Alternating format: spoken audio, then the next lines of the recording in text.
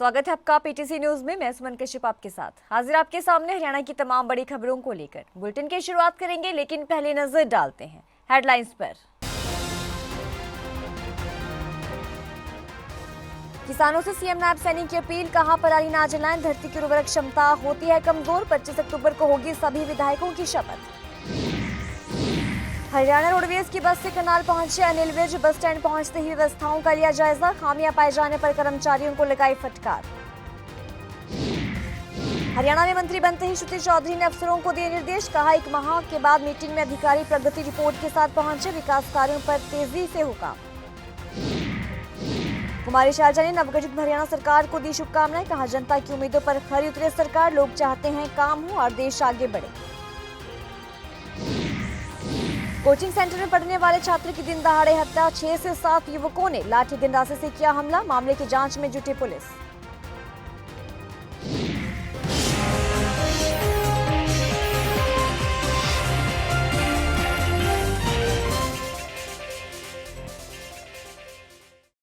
और अब खबरें विस्तार से। पराली के मामले पर दिल्ली के मुख्यमंत्री के बयान पर सीएम नायब सिंह सैनी ने कहा कि आम आदमी पार्टी का जब से दिल्ली में जन्म हुआ है खुद काम नहीं कर रहे, दूसरों पर आरोप लगा रहे हैं। केजरीवाल सबसे पहले ये कह रहे थे कि यमुना को स्वच्छ करने को लेकर 6000 करोड़ आम आदमी पार्टी की दिल्ली सरकार को केंद्र ने दिया था और उसके बाद भी हालत नहीं बदले।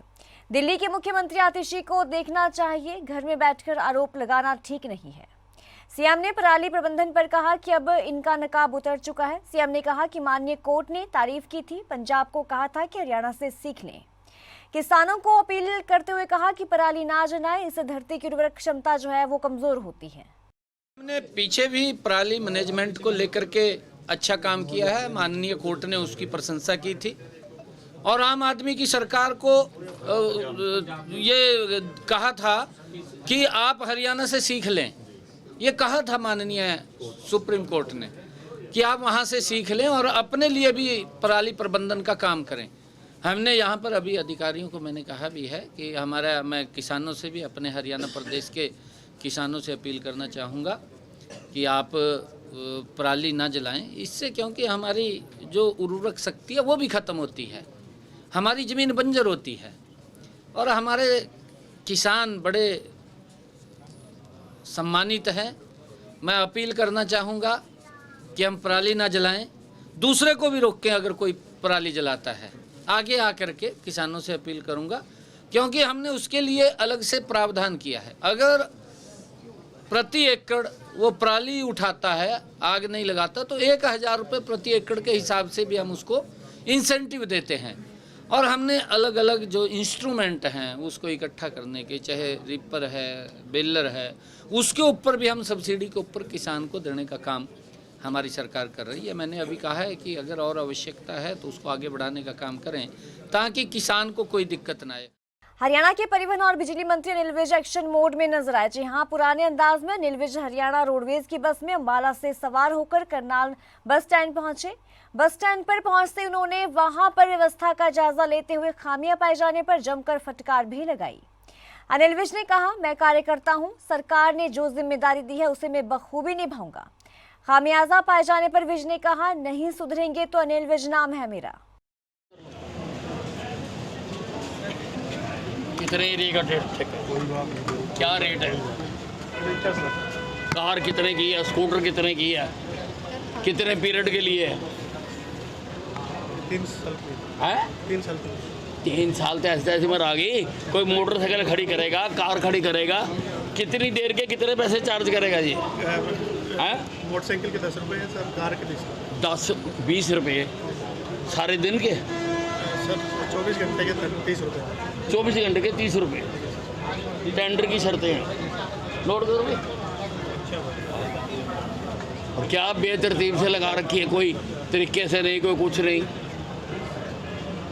घर का ही राज चल रहा है यहाँ पर। किसका आशीर्वाद है तेरे को? है किसी का तो है, ऐसे नहीं हो सकता।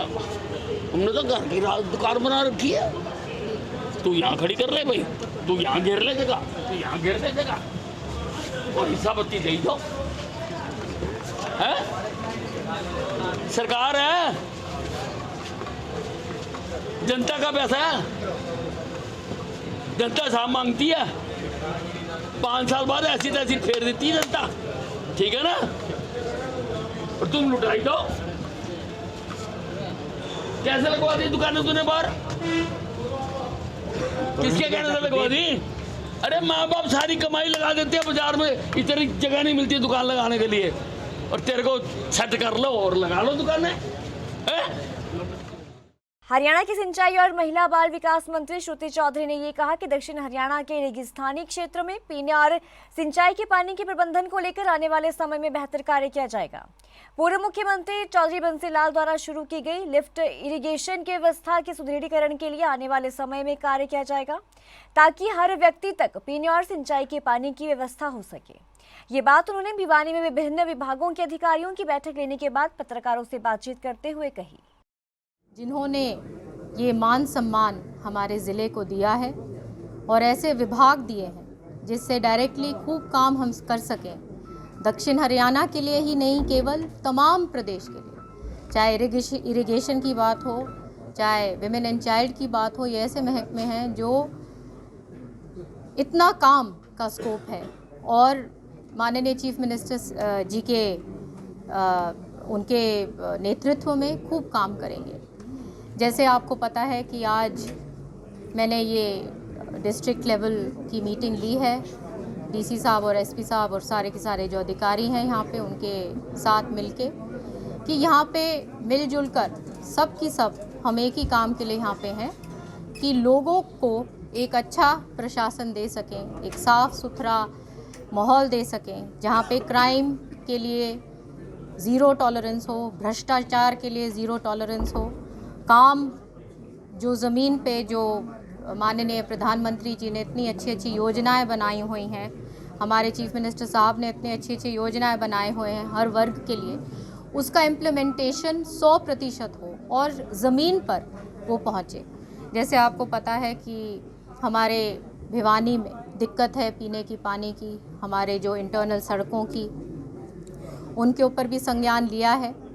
और तो शाम के अंदर चाहे निकासी की बात हो, चाहे कई जगह पे वाटर लॉगिंग भी है, तो वो सारी की सारी जो चीज़ें हैं उसके ऊपर आज संज्ञान लिया है। कांग्रेस सांसद कुमारी शैलजा ने नवगठित हरियाणा सरकार को शुभकामनाएं दी और कहा कि लोग चाहते हैं कि काम हो और देश आगे बढ़े। कुमारी शैलजा ने कहा कि हम यही उम्मीद करते हैं कि पीछे जो कार्य नहीं हुए हैं वो आने वाले समय में हो और जो खामियां रही उन खामियों को जल्द से जल्द पूरा किया जाए और जनता की उम्मीदों पर सरकार खरी उतरे। शैलजा ने कहा, पानीपत को भी प्रतिनिधित्व मिला है, हमें उम्मीद है कि जो खामियां और कमियां रह गई थी उन्हें सरकार जल्द से जल्द पूरा करेगी।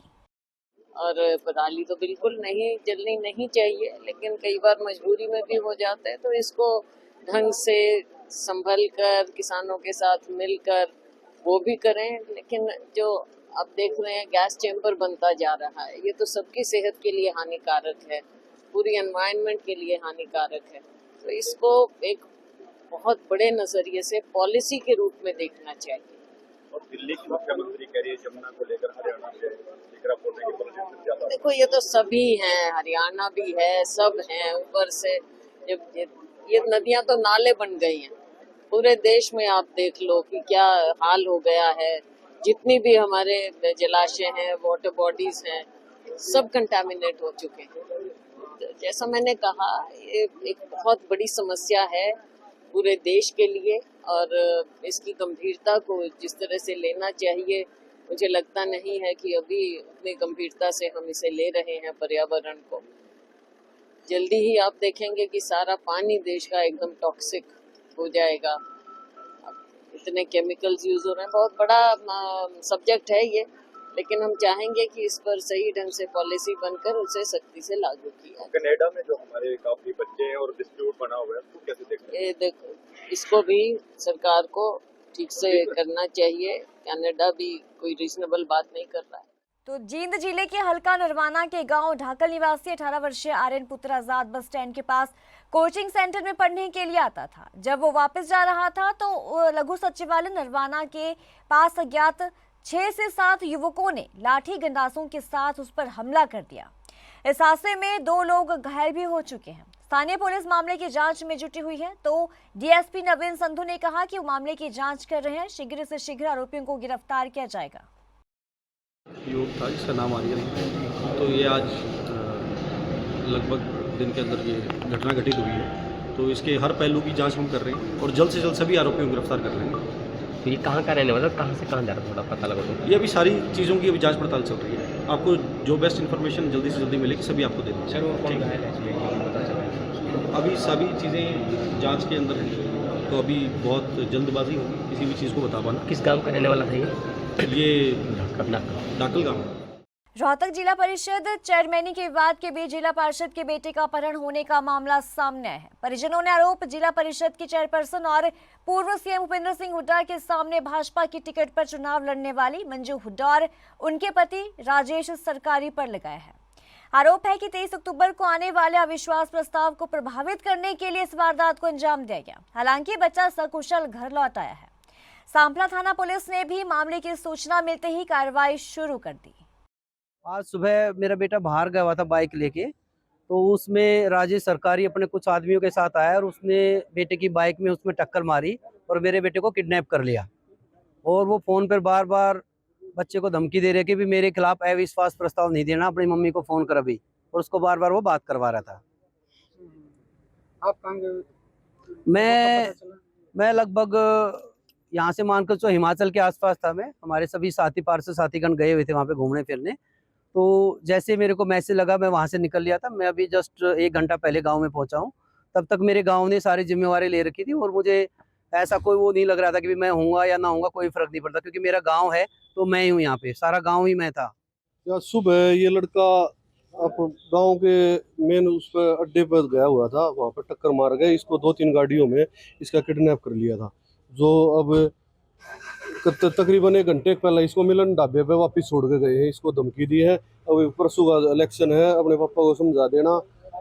जो भी जिसका भी नाम लिया है अब ये पुलिस की कार्रवाई है। वैसे यहाँ तो रोहतक में तो जंगल राज हो रहा है।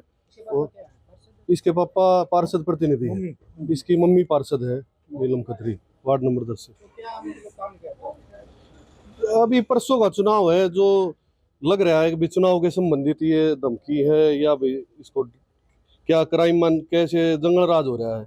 जब सरेआम एक बच्चे को उठा के और सरेआम ये कहा जाता है कि परसों का चुनाव, अपने पापा को समझा देना, तो इससे आगे तो और क्या होगा।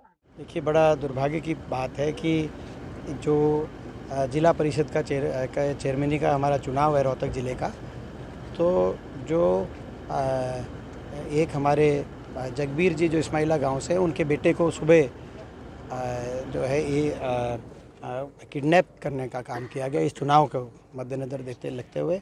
और जो है जो सारे गांव का जो शक है वो एक भाजपा के जो एक अभी भाजपा पार्टी में जो जिन्होंने चुनाव लड़ा उन पे और उनके से साथ मिले हुए लोगों पे जो है करने इसको कार्रवाई को करने का कार्य किया।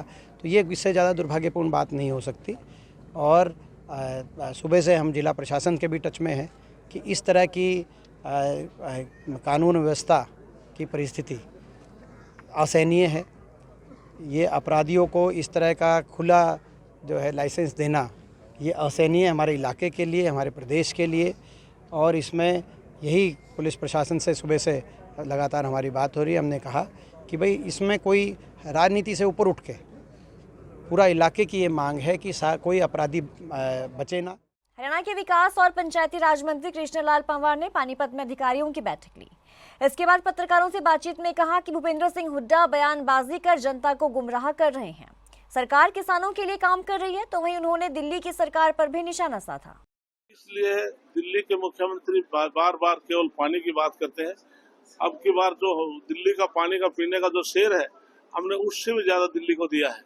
और इसलिए पोल्यूशन की बात करते हैं तो आप करनाल बाईपास पर देखें ना, सबसे ज्यादा पोल्यूशन तो दिल्ली के अंदर केजरीवाल सरकार करती है, लेकिन आरोप लगाते हैं हरियाणा सरकार पर। तो इसलिए हमारे एडमिनिस्ट्रेशन और पुलिस विभाग पूरा से सतर्क है और किसानों को समय समय पर हमारा एग्रीकल्चर डिपार्टमेंट हम जाकर वहाँ पर इस प्रकार के कैंप भी लगाते हैं, लोगों को मोटिवेट भी करते हैं कि आप पराली ना जलाएं, जिससे कि पर्यावरण में कोई दिक्कत आए। तो देखिए, करनाल में लगातार बच्चे मेहनत कर रहे हैं और उनके नतीजे भी सामने आ रहे हैं। जब नतीजे अच्छे आते हैं तो घर में खुशियां पनपती हैं।